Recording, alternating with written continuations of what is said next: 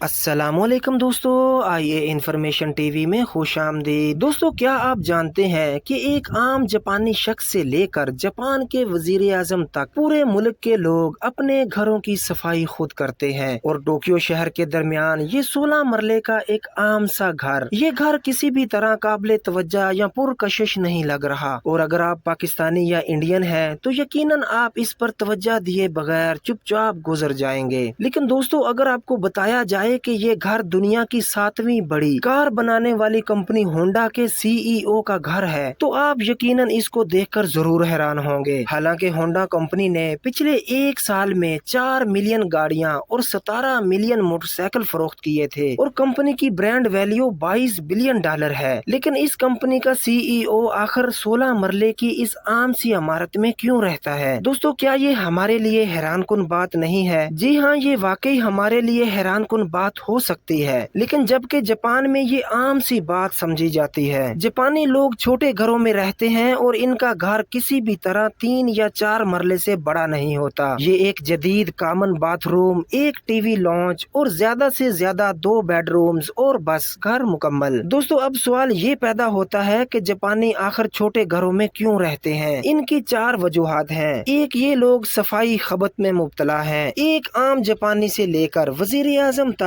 पूरा मुल्क अपना घर खुद साफ करता है। ये सफाई अपने हाथों से रगड़ कर और मल मल के की जाती है। पूरा घराना दिन में 3 से 4 मरतबा घर की सफाई करता है। बाथरूम और किचन को बार बार साफ किया जाता है। शहरों में आपको डस्टबिन और कचरा घर कहीं भी नजर नहीं आएंगे। आप खाली बोतल लेकर सारा दिन फिरते रहें, मगर आपको बोतल फेंकने की जगह कहीं नहीं मिलेगी। इसकी वजह यह है कि जापानी बाहर कचरा नहीं फेंकते। ये लोग अपना कचरा बैग में डालकर घर ले जाते हैं और घर से म्यूनिसिपल कंपनी का अमला इस कचरे को उठाकर ले जाता है। दोस्तों, स्कूल में छोटे बच्चों को भी सफाई की ट्रेनिंग दी जाती है। तालिब इल्म सुबह स्कूल आकर पहले उस्ताद के साथ स्कूल की सफाई करते हैं और फिर क्लासेस शुरू होती है। मुल्क का वजीर आजम भी अपनी मेज चमका कर घर जाता है और सुबह आकर अपना दफ्तर फिर से साफ करता है। बच्चे स्कूल जाते हैं और वापस आते वक्त सड़कों से सिगरेट के टोटे और कागज चुनते रहते हैं। वॉशरूम हर शख्स इस्तेमाल करने के बाद चमका कर बाहर आता है। शहरों में बनाए गए पब्लिक वॉशरूम में आपको कोई भी सफाई वाला नहीं मिलेगा। रेलवे स्टेशन पर भी आपको वॉशरूम बेबू, खुश्क और साफ मिलेंगे। लिहाजा जापानी लोग सफाई की वजह से पूरी दुनिया में मशहूर हैं। जापानी ये समझते हैं कि बड़े घरों का मतलब ज्यादा सफाई है और अगर घर बड़ा होगा तो हमें ज्यादा सफाई करना पड़ेगी। दोस्तों, दूसरी वजह छोटे घरों में बिजली, गैस और पानी के अखराजात कम होते हैं। ये लोग मनहसूल कौम, बचत के आदी हैं। आपको कोई भी जापानी फजूल खर्ची करता नजर नहीं आएगा। ये लोग पैसा पैसा बचाते हैं। चुनाचा हुकूमत इकोनॉमी चलाने के लिए बैंकों में रकम जमा कराने के रुझान की मुखालफत करती है। यहाँ के बैंक अपने खातेदारों को सूद देने के बजाय सर्विस चार्जेस काट लेते हैं। इस लिहाज से जापान शायद दुनिया का वाहिद मुल्क होगा जिसमें बैंक में रखी गई रकम ज्यादा होने की बजाय कम होती चली जाती है। दोस्तों, जापानी लोग ये समझते हैं कि बड़े घर बचत के फार्मूले में भी एडजस्ट नहीं होते। लिहाजा यही वजह है कि छोटे घरों को पसंद किया जाता है। और इस तीसरी वजह पर आप काफी हैरान होंगे कि ये जापानी लोग मेहमानों में घर नहीं बुलाते। हत्ता के वालिदैन भी अगर बच्चों से मिलने आते हैं तो ये होटल में चले जाते हैं और अपने बेटों और बेटियों को मिलकर ये लोग वापस चले जाते हैं। चुनाचा इनकी नजर में बड़े घर बेकार होते हैं। दोस्तों, जापान दुनिया के इन चंद मुल्कों में शामिल है जहाँ वक्त के साथ घरों की कीमत बढ़ने की बजाय कम होती रहती है। यहाँ पाकिस्तान और इंडिया में हर साल प्रॉपर्टी की कीमत बढ़ती ही रहती है, जबकि जापान में घरों की वैल्यू कम होती रहती है। लिहाजा जापानी लोग बड़े घरों को नुकसानदा सौदा समझते हैं और जापान इस लिहाज से मुख्तलिफ मुल्क है। दोस्तों, जापान के लोग सिर्फ घरों के मामले में ही मुख्तलिफ नहीं है, बल्कि यहाँ जिंदगी का हर रंग बाकी दुनिया से मुख्तलिफ है। ये लोग इंतहाई सादा और कम पर गुजारा करते हैं। इनके बच्चे या तो पैदल नहीं तो साइकिल पर स्कूल जाते हैं। ये जापानी बहसीयत कौम सबको बराबर समझते हैं, इसलिए कोई भी वालिदैन किसी बच्चे को गाड़ी पर स्कूल नहीं छोड़ता। इसकी वजह बच्चों को एहसासे कमतरी से महफूज रखना है। अगर एक बच्चा गाड़ी और दूसरा पैदल या स्कूल पर आएगा तो दोनों के दरमियान गुर्बत और अमारत की दीवार खड़ी हो जाएगी। इसलिए जापान बच्चों के दरमियान ये तफरीक पैदा करने की इजाजत नहीं देता, ख्वाह वो वजीर आजम या टोयोटा के सीईओ के बच्चे ही क्यों ना हो। जापान के स्कूल सिस्टम इंतहाई जबरदस्त हैं। बच्चों की स्कूल फीस वालिदैन की सालाना आमदनी के मुताबिक होती है। अगर वालिदैन ज्यादा कमा रहे हैं तो बच्चों की फीस ज्यादा होगी, आमदनी कम है तो फीस भी कम होगी, और अगर वालिदैन बेरोजगार हैं तो बच्चों की फीस माफ होगी। लेकिन फीस के बारे में बच्चों को हरगज नहीं बताया जाता। ये खुदकार निजाम है, कोई किसी को अतला नहीं देता। दोस्तों, जापान में कोई शख्स परिंदों को दाना नहीं डालता। ये लोग समझते हैं कि परिंदों को दाना डालना इनकी परवाज को महदूद करने के बराबर है और इससे इनकी खुद मुख्तियारी और आजादी भी कम होती है। परिंदों को अपनी खुराक का खुद बंदोबस्त करना चाहिए। जापान में आपको कोई भी भकारी ढूंढने से भी नहीं मिलेगा। इसकी वजह जापानियों की सेल्फ रिस्पेक्ट है। ये लोग किसी को फ्री चीज देते हैं न लेते हैं। अगर आप इन्हें कोई चीज ऑफर करें तो ये माइंड कर जाते हैं। जापान दुनिया का वाहिद मुल्क है जिसके ऊपर एटम बम गिराकर इसके 2 बड़े शहरों को सफा हस्ती से मिटा दिया था। लेकिन उसके बाद जापानी कौम ने यकजान होकर इस तेजी से तरक्की की मनाजिल तय की कि पूरी दुनिया को पीछे छोड़ दिया। कहते हैं कि दुनिया की तमाम अकवाम तरक्की और डिसिप्लिन और हम आगाही में जापानी कौम से 50 साल पीछे है। इस बात का अंदाजा आप इस वाक़े से लगा सकते हैं कि एक जापानी शख्स अपनी 5 साला बेटी के साथ गाड़ी में सफर कर रहा था। सिग्नल पे गाड़ी रुकी तो उसने पुलिस एहलकार को देखकर सीट बेल्ट बांध ली। उसकी 5 साला बेटी ने फौरन कांस्टेबल को अपनी तरफ मुतवज्जा किया और उसे बताया कि मेरे बाबा सीट बेल्ट के बगैर आ रहे थे, उन्होंने आपको देखकर सीट बेल्ट बांधी। और कांस्टेबल ने हंसकर उस जापानी को वार्निंग दे दी। दोस्तों, ये है जापानी करैक्टर, सच, आजिज़ी और सफाई। उम्मीद करते हैं ये वीडियो आपको पसंद आई होगी। कमेंट सेक्शन में अपनी राय का इजहार जरूर करें। ऐसी ही दिलचस्प मालूमात के लिए हमारे चैनल को सब्सक्राइब कर लें और बेल आइकन को जरूर दबा दें ताकि न्यू अपडेट सबसे पहले आप तक पहुंच सके। मिलते हैं किसी नई वीडियो के साथ, तब तक के लिए खुदा हाफिज।